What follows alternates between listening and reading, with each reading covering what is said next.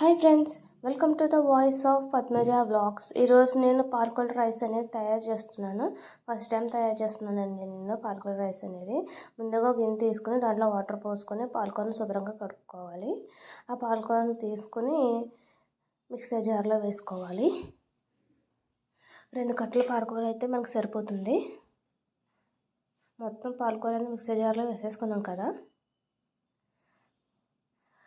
3 cut చేసుకున్న పచ్చిమిరకాయలు, తరిగిన అల్లం, 4-5 వెల్లుల్లి, రుచికి సరిపడా సాల్ట్ వేసుకుని మిక్సీ పట్టేసుకోవాలి. పేస్ట్ అనేది ఈ కన్సిస్టెన్సీలో వస్తుంది. చిన్న మూకుడు పెట్టుకుని స్టవ్ ఆన్ చేసుకోవాలి. 1 టేబుల్ స్పూన్ ఆయిల్ వేసుకోవాలి. ఆయిల్ అనేది బాగా హీట్ అవ్వాలి. హీట్ అయిన తర్వాత ఇంట్లో ఉన్న పోపు దినుసులన్నీ వేసుకోవాలి. ఆ పోపు కూడా లో ఫ్లేమ్లో పెట్టుకొని ఫ్రై చేసుకోవాలి.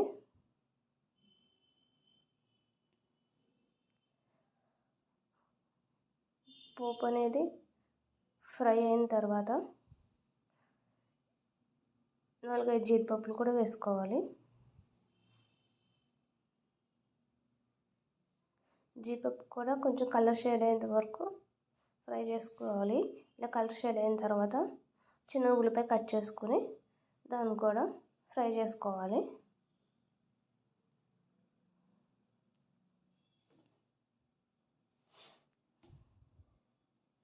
ఉల్లిపాయ అనేది ఇలా ఫ్రై అయిన తర్వాత పాలకూర పేస్ట్ అనేది దాంట్లో వేసుకోవాలి.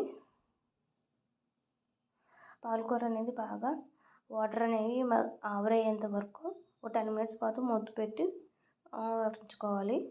తర్వాత ఉడికించుకున్న అన్నంలో చిన్న సాల్ట్ వేసుకోవాలి. చూసారు కదా, ఆ పాలకూరలో వాటర్ అంత మొత్తం ఆవిరైపోయాయి. దీన్ని స్టవ్ ఆఫ్ చేసుకోవాలి. స్టవ్ ఆఫ్ చేసుకొని మనం కిందాక ఉడికించి పెట్టుకున్న రైస్లో పేస్ట్ అనేది వేసుకోవాలి. ఆ పేస్ట్ని మొత్తం కలుపుకోవాలి, మొత్తం కలిసేంత వరకు. చూసారు కదా, వేడి వేడి పాలకూర రైస్ రెడీ అయిపోయింది. నా వీడియో కనుక మీకు నచ్చినట్టయితే like, share and subscribe the voice of Padmaja blogs.